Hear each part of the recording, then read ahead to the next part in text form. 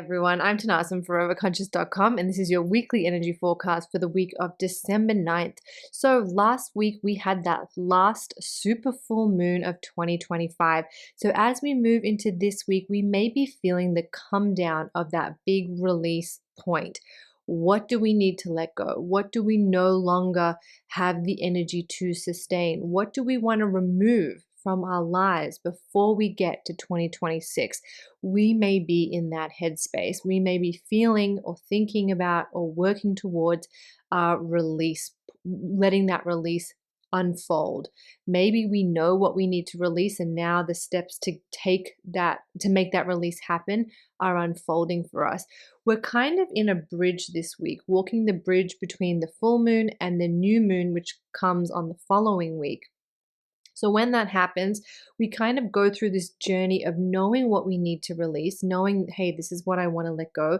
And then we start thinking about what we want to replace it with, or what steps we need to take in order to achieve that, and what we need to bring into our lives in order to do that. So that's kind of the bridge that we're walking. So you might start to feel elements of, this is what I'm letting go of, but this is what I want to bring in. This is where I want to focus instead. And you might be moving through that journey as we go through the week. Also, on December 10th, we have Neptune stationing direct. What does that mean? Neptune has been in retrograde, and now it is ending its retrograde cycle, so it's stationing direct. When a planet is going retrograde, it looks like, of course it's not, but it looks like it's moving backwards from our vantage point here on Earth. When it stations direct, the planet is neither looking like it's moving backwards or forwards. It's still. And this happens right before it resumes its regular forward moving motion. In that place of stillness, the planet becomes strong. It becomes at one of its strongest points. So December 10th, with Neptune ending that retrograde, getting ready to move forward, it comes to this standstill point, and we're really able to feel its energy with greater strength. Neptune is the planet of spirituality, but also on its highest level, unconditional love. It is the planet that is known to cast the veil. It can create illusion, help us escape from reality. It's the planet associated with dreams, into the entertainment industry. Anything where there's a veil, like a magic show, right?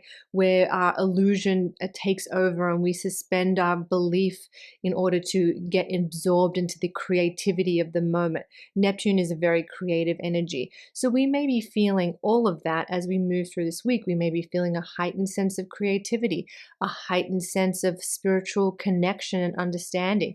We may even have an aha moment. So what makes this retrograde or this direct motion of Neptune significant is that this is the last time it will happen in the sign of Pisces for many, many years. So this is kind of like the end point, the completion point to a cycle we have been working with since 2011, when Neptune first entered Pisces. So we're wrapping up a spiritual journey from that time.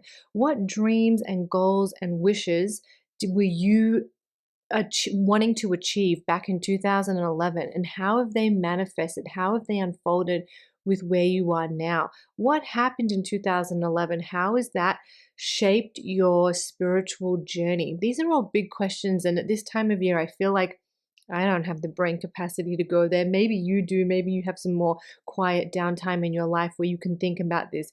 I'm just planting it as a little seed, something for you to think about. In January of next year, I think January 26th, Neptune will leave Pisces for good. That cycle will be wrapped up and it will enter Aries, and we'll begin a whole new chapter of Neptune and Aries energy. So we still have some time where we're kind of clearing and bringing an end point to this cycle that we've been working with since 2011. If you want to dive deeper into it, I have an article. I'll put it in a link in the description box below. It's all about Neptune in Aries, but in that article, I also touch on how Neptune in Pisces has been moving through our lives and how that's going to wrap up, complete itself, and then start this new chapter with Neptune moving into Aries. So to kind of recap that, we're thinking about our spiritual journey, our hopes, dreams, and wishes that we've been holding on to since 2011. How have they shaped us? How have they changed? And how has our spiritual identity grown and shifted since this time? All right, that is your energy forecast for the week ahead. I'll try and keep it simple. We're still in that big release point with that full moon. We're heading to the new moon. We might be thinking about new stuff that's coming in. And Neptune is going to be a planet of focus this week for us.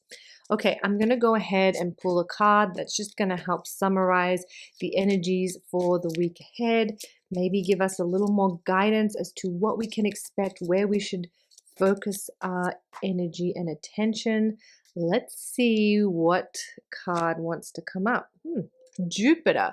Jupiter is the card of expansion. So it's really interesting that this has come up.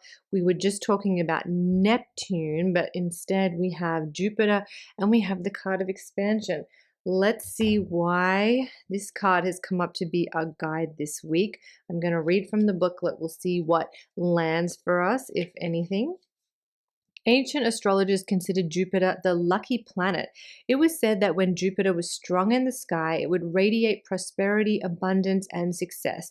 In modern astrology, we look beyond labeling a planet as either lucky or unlucky and instead observe its qualities. One of Jupiter's strongest qualities is its ability to expand. Jupiter allows us to see the bigger picture and highlights things that need our attention. Nothing can be hidden when Jupiter's presence comes into view. You know what? This is really interesting because Neptune, as I mentioned, is the planet of illusion, allowing ourselves to escape reality, get lost in the story, get lost in the creative moment. So it's interesting that this card has come up, and I think it may allude to the fact that when Neptune does station direct, it can reveal things to us. The veil is lifted and we're able to see the truth underneath. The magic show wasn't really magic, right? That can be a hard realization to have, and sometimes Neptune can bring those kind of come back down to reality um, moments that can feel pretty challenging at times. So it's interesting that this card has come up, and the message is that nothing can be hidden. While Jupiter does not discriminate what it expands in our lives, it very often allows us to see the silver linings so we can focus on the gifts and higher lessons rather than any hardships. So this kind of makes me think whatever is exposed for us, whatever illusion it does come shattering down, we can focus on the silver linings. Because of Jupiter's expansive effect, it is also known as the planet of abundance. Everything is bigger and quite often better when Jupiter is involved. You have drawn the card of Jupiter as it's time to expand your vision, welcome abundance, and look for those silver linings. Jupiter wants you to dream big and step out of limited thinking. Jupiter provides if you are open to receiving its blessings. Focus on gratitude and acknowledge all the ways life works in your favor. This card is a positive omen for success, rewards, and good fortune. Well, that's a positive note to end on. Hopefully, this week is filled with some success, rewards, and good fortune for you. I hope you found this week's forecast helpful. Just a reminder, if you're interested, your moon calendars for 2026 are now available on Etsy. You get dates for the full moons, new moons, eclipses, all the astrology that you need to know for the year ahead. So if you'd like that, check out the Etsy link in the description box below. And also don't forget, I have books on Amazon, astrology books, spirituality books, a book on mantras. If you would like to check those out, I'll have a link in the description box below. It just says books, and that'll take you over to my Amazon where you can buy the books. Some of these books are available on other bookstores as well, but I just put the Amazon link because it's the most accessible. So check that out if you're interested. I'm Tanaaz, and I'll see you next week. Bye.